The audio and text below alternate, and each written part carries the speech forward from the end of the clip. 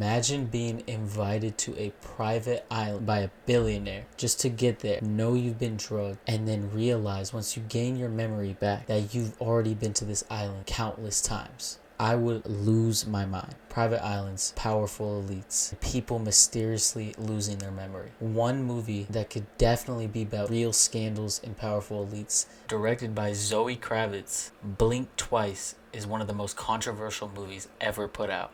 People believe that it is really truly referencing the actions of as well as.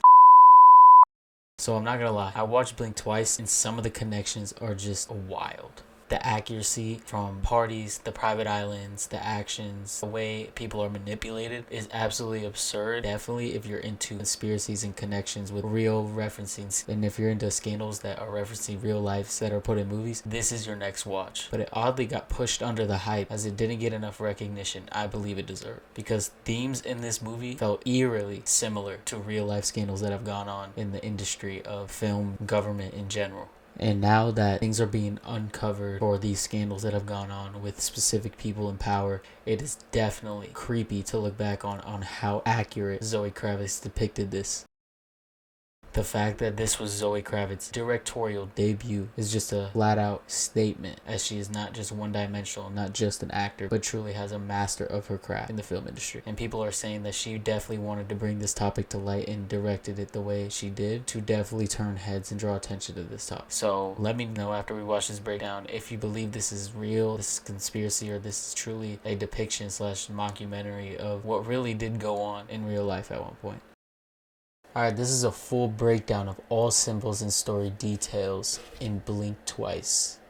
Directed by Zoe Kravitz, and I thought she did a really good job with it, pulling off so many different genres at once, which is never easy. It's also a very detailed and complex film that can lead to a lot of unanswered questions, and I want to answer all of them. Like the red gift bags, the perfume, Jess's disappearance, the green lizard, the big twist, the social commentary, the psychology of many of the characters, and the meaning of the ending. So let's just get into it from the very beginning to the very end. So just to establish what this film is about, I want to cite a quote from writer-director herself, Zoe Kravitz, when asked what was the spark in her mind that motivated her to make this movie. Her answer was wanting to explore power and taking back power. And she's definitely PR trained, I'm not gonna lie. I flat out think the creation of Blink Twice was meant to bring attention to how much power the elites have and what really went on in these Hollywood and government scandals. Straight up. Wanting to explore how absurd it is that women are asked to forget and pretend and smile through pain, to speak through our eyes because we can't say it out loud, and really wanting to highlight how insane that is. So what Kravitz is ultimately saying, and I'm sure you can pick this up from the movie itself, is that the movie is about women reclaiming and defending their power that they have uniquely as women, i.e. their agency, their sexuality, their intuition, their compassion, and their unique voice. And very importantly, at the same time, breaking free from the societal conditions and temptations that often make them very vulnerable to manipulative men. And this central theme is established in the very first conversation in the film, when Frida and Jess talk about an unkind ex-boyfriend who Jess keeps going back to when he calls her for 3 a.m. hookups. Frida tells Jess, stop giving away your power, and Jess says, I'm just scared of being alone. And that idea moves us right into our intro. I will say, plot of this build-up and how Zoe Kravitz really depicted the story from beginning to end, about how the girl really felt like how she started off kind of insecure and then grew into this very confident, outgoing person because she was selected to go to this island. I'm not gonna do any spoilers, but definitely watch this movie and just watch how the character development builds. Like, Zoe Kravitz did a great job of casting these people, how they look, appear, and acted in the beginning to the end. Introduction to Slater, Frida's romantic interest. Slater shows interest in Frida, and Frida is elated by this. She can't believe it. And even though Frida knows Slater has a history of abusive power, she is still swept up by the fact that there's a chance that a handsome tech billionaire could lift her out of her financial issues. I'm not gonna lie, there are very few people that are gonna deny, well, maybe now, because obviously we know what happened or goes on at these islands. Back then, before this was a scandal, you're telling me if you're a woman and you get picked up by a millionaire, billionaire with a private island, you're not going? Like, there there were a select few that would say no to that, and even then people would call them crazy. How different and mysterious could you possibly be to say no to a millionaire offering you to go on a private jet and go to a private island? That is the most almost impossible thing to do. So I really can't, comment on that part too much. Knowing what we know now, obviously it's easier. I'm not gonna lie, this character right here, the development was great. Her loneliness and the chaos of her everyday life. So the advice she gave to Jess is put to the test with herself at a way greater and much more tempting scale. And pretty soon this extravagant fantasy comes to fruition as Slater invites Jess and Frida to his new island. So once the girls get to the island, the life they're living is the opposite of their life at home. They're completely taken care of in every way possible in a life of luxury and good company. The only person that seems to have an issue with Frida is Sarah. Bro, Adriana Jonah in this movie, amazing. Great acting, played her part very well. Personally, one of my favorite actors, so shout out to her. Who is also most interested in Slater romantically. But besides this, it's a really good time because everyone's partying, eating, drinking, socializing, and sleeping well. It's perfect. However, weird things start to happen when Frida stains her dress, but later that night, the stain is gone. And when Frida sees her housekeeper, the housekeeper seems to recognize her and keeps calling her Red Rabbit. Frida is also suddenly noticing dirt under her nails in the morning, and as each night goes by, the men on the island seem to get a little more eerie, making dismissive comments and looking at the women just a little longer than usual. And the biggest change that really begins the turn of this film is when Jess goes missing, and none of the other girls actually remember who Jess is, except for Frida, of course. So of course, when Frida does some digging and Sarah develops some suspicion as well, they learn that the women are all losing their memory after. I'm not gonna lie, when they all found out that their friend was missing and put the pieces together because they've been getting drugged every single night, I would lose my mind. You're telling me you go to an island with your friend. One day, one of your friends, you wake up and they're just gone. Like they vanish off the face of the earth and everyone is confused and telling you that they weren't there. You've either felt like you're a schizo your whole life and you just cracked the code, or like there's no winning in this situation. Like how are you supposed to win? Mind you, another reference to Zoe Kravitz just being a great director. Each night because they have all been given a perfume that causes memory loss. And each night, the men on the island are taking advantage of that by doing whatever they want to these women. And yes, there is a trigger warning at the beginning of this movie because there is the R word in this movie, which I don't want to say on YouTube because I don't want my video to get flagged. But yes, this is exactly what the men are doing to these women in this movie. Fortunately, the snake venom is an antidote for the memory loss that the flower perfume causes. This is why the men killed Jess. She was bit by the snake with that specific venom, and she began noticing some things about the place that were off to her. So she's the one who stole Cody's special knife when she realized the men had these awful intentions, because in a quick flashback in Frida's memory, Frida sees Jess say, "Hide this," holding that knife, and Frida later sees that same knife in her room. Frida hid the knife, as Jess told her to, but forgot about it because of the perfume. And this is why the housekeeper recognized who Frida was when she arrived at the island. The housekeeper drinks that venom regularly, and Frida has been to the island before, which we'll get into very soon. That's also why she told Frida to shush when Frida saw the bottle of venom that she was drinking. This also makes me assume that everyone working on the island was also having their memory manipulated, and would never question any of the clues to what was going on. Also considering that they would be the ones that have to clean up after the chaos of every night. Frida eventually discovers these Polaroid photos of... I do want to say, if you fall for the island trick in the big 2026, you definitely need to watch the news more. Like, that method better be patched by now. If you're falling for the private island millionaire billionaire trick nowadays, we got to do some reevaluation.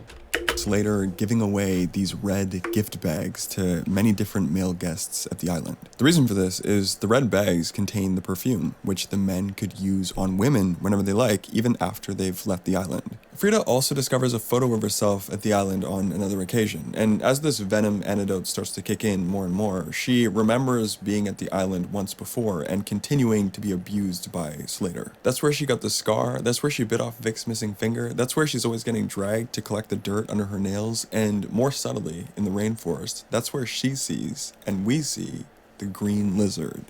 At the very beginning of the film, we see that same green lizard right before we see Frida for the first time. That intro sequence with the lizard was a quick memory image, a recollection of seeing that lizard during that traumatic moment the previous time she was at the island, which makes sense for her to recollect because at that moment she sees an image of the lizard she's painted on her nails. And if you want to get even more symbolic with this lizard, it's super clear to me that this lizard represents a massive theme to take away from this film, and that's why it's the very first image we see in the movie. It's the idea of blending into your environment, which is a natural predatory characteristic of the lizard and many other predators living in the green rainforest. The men in this movie are... Bro, imagine thinking that you just got invited to a billionaire's private island, and you slowly realize that you're being drugged and taken advantage of. And then remember, because you finally refreshed your memory, that you've been to that island 5 times in a row. I would lose my mind, bro. I would rethink my entire life. And if this is in this movie, like, it seems like Zoe Kravitz knows way more than we do. If this is accurate in how things went at you know whose island and all that, like, bro, prayers up for whoever was the victim, because that's terrible. I would lose it. Blending in as good friends, good partners, and even saviors to these women, like Slater, almost literally lifting Frida out of a chaotic life of instability and stress, and safely landing her in peace and paradise. And on this topic, I think the casting in this film is very purposeful, to cast male actors who we are very used to seeing portray characters in a positive light. We look back upon these specific legendary actors fondly, making it very difficult to see them as villains, which plays into them blending into our perception. Christian Slater. That's actually a very good point. You see actors that typically play heartwarming roles that depicts those celebrities that people even idolize in a good way, that we don't know what they're doing behind the scenes. So that's just a whole nother level of creativity. One of the most charismatic and endearing actors of the 80s and 90s, Haley Joel Osment, iconically known for the role of an innocent, good-hearted, yet tortured child in The Sixth Sense. Kyle MacLachlan, best known for playing the virtuous special agent Dale Cooper in Twin Peaks. And Channing Tatum, known for years as a heartthrob sex symbol and soon after a very capable comedic actor as well. It's also easy to ignore or miss the wrongdoings of powerful people when they create this facade of helping you. This often causes us to create enemies out of the wrong people. This is why in the beginning of the film, we as the audience see through Frida's eyes that Sarah is the antagonist of the movie. But as Sarah and Frida start to reclaim their power, Sarah begins to shift into almost as much of a protagonist as Frida, and Slater becomes the main antagonist. Sarah also has a brief monologue about the societal conditioning of the competition between women for the validation of men. And in this story, we see these women get caught up in that and then break free from that. And when we get to the climax of this film, another massive issue is explored when we begin the conversation of cyclical trauma, when we find out that Slater was actually abused as a child. This is very obviously the psychological issue that sparked his abusive, predatory behavior as an adult now. And that's where you get that comedic... Obviously, this is a movie. I don't know if that could ever be a valid excuse. I'm just gonna be real. It's definitely a way in a movie to make the audience conflicted about who to not trust and who to feel bad for. But in real life, there's no way that's an excuse for these kind of actions. But this is like the way she made him in the end. When you watch the movie, you will see that it is a very conflicting feeling you get when push comes to shove of how it ends, because you don't know who to feel bad for, even though you know what's right and what is wrong at the end of the day. Yet very dramatic scene, my favorite scene in the movie, honestly, where he keeps yelling, "I'm sorry," and then goes right back to a calm demeanor explaining how he has learned to forget his trauma. But very clearly, we can see that this trauma still haunts him and haunts others through him in the most horrific way possible. And that's often how we get some of the most awful monsters in our world among us today. The psychological term that this movie is revolving around thematically is called dissociative amnesia, when we forget significant events as a coping mechanism to repress the trauma associated with those events. We also have a character who represents the many people who know about awful things that are happening but prefer to be quiet about it. the character of Lucas, or those who enter a state of denial as a result of repressed trauma, like Stacy, who says she doesn't want to remember even when Frida tries to save her. So getting back to the story, what Frida did is put the flower perfume in Slater's vape when he was chasing Sarah, and then when Slater returned and smoked his vape, Slater completely forgot what was going on and why he was there. And also, just as a brief, subtle, clever symbol, the candles actually fall onto the Polaroid photos and burn them just as Slater's memories are beginning to fade. And in the end, this is all implied by the ending, but it's very clear that Frida uses Slater's weapon against him in the grandest way possible, by keeping him on the memory loss drug in various ways, slowly destroying his mind. Slater has the company transferred to Frida, who is the new CEO and also his wife. An ultimate form of revenge for the power Slater has taken from her and countless other women. Alright, this is my analysis. Really hope you enjoyed, and if there's still any... That was a really good video. Alright, with that being said, that was the full breakdown of Blink Twice, but I want to know from you guys real quick. How do you guys think these details and connections really portray in the real world when it comes to scandals and higher powers? Personally, I think the movie inspired by the elites and general structure of power. And I think one specific person sticks out louder than the rest when it comes to who this could be about and what really goes on. So here's the big question. Is Blink Twice really referencing these scandals and power trips from elites?